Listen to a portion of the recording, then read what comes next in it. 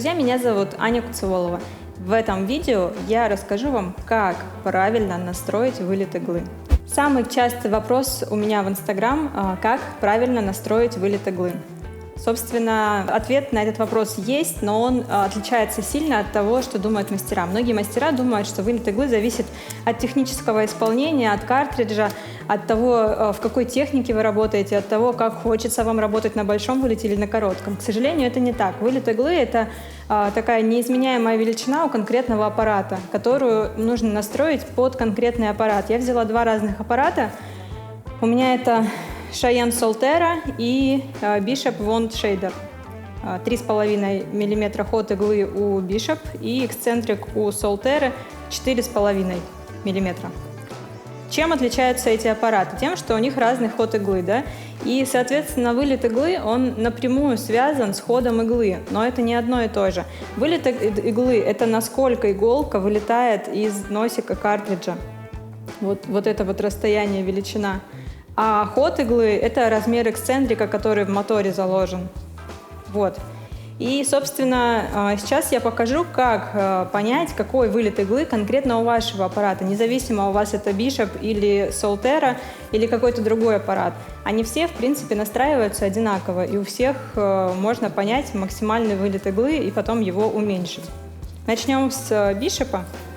У нас у этого аппарата выкручивается иголка до такого состояния, что и в нерабочем виде, вот в неработающем состоянии, она торчит, видна.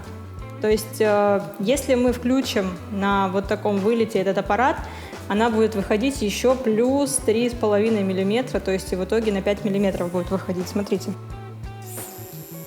Вот. На таком, естественно, вылете работать нельзя, это просто гигантский. Почему? Потому что сейчас здесь иголка торчит. Когда машинка выключена, иголка не должна торчать из вашего носика. Вам нужно найти то положение иголки и носика, когда он только-только спрятался в него. Я сейчас это покажу. Вот он только-только спрятался. Его не видно, даже чуть-чуть еще можно. Вот. И теперь я включаю, и вот это максимально возможный вылет иглы для этого аппарата. Больше ставить нельзя. Почему? Потому что если иголка не прячется в носик, она не может захватить краску, вывести ее и внести в кожу. И даже на таком максимальном я работать не рекомендую. Лучше сделать еще оборот на 180 градусов и посмотреть, что получится. На 180 градусов это вот так. Вот это примерно рабочий вылет иглы на Bishop Wand Shader. Что я сейчас сделала в итоге? Подведем резюме. Я выкрутила иголку до того состояния, когда она только-только спряталась в носик. Вот все. Она вровень сейчас с кончиком носика.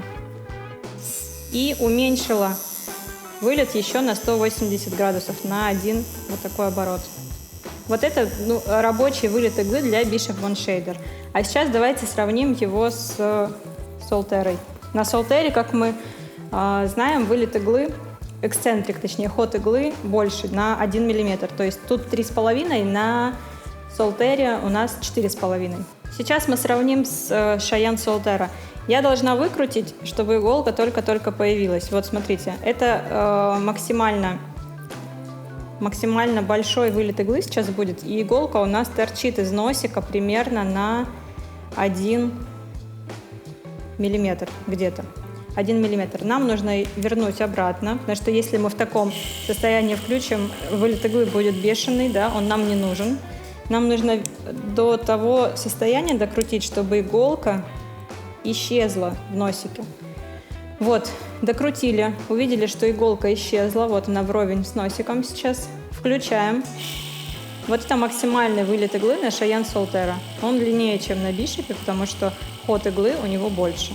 Если ход иглы у вашего аппарата примерно 2 мм, то максимальный вылет иглы будет тоже равен примерно 2 мм, может быть даже чуть-чуть меньше. И потом вы его еще немножко уменьшаете. Вот, что мы делаем? Мы уменьшаем еще на один оборот и получаем рабочий вылет иглы для аппарата Cheyenne Solterra. И так можно любой аппарат проверить. Самое главное условие для того, чтобы его проверить, чтобы в нерабочем состоянии иголка пряталась в носик. Бывают просто такие аппараты не очень качественные, где эксцентрик, мотор, не возвращает иголку обратно, и он остается торчать просто на своем максимальном выходе. Вот тут как раз-таки можно ошибиться. Смотрите, чтобы у вас иголка все время пряталась в носик. Ну и не настраивайте длинный вылет на короткоходных аппаратах, потому что это в принципе невозможно. Вот в этом весь секрет вылета иглы. Надеюсь, это видео вам помогло, и вы больше не будете задавать таких элементарных вопросов. Всем пока!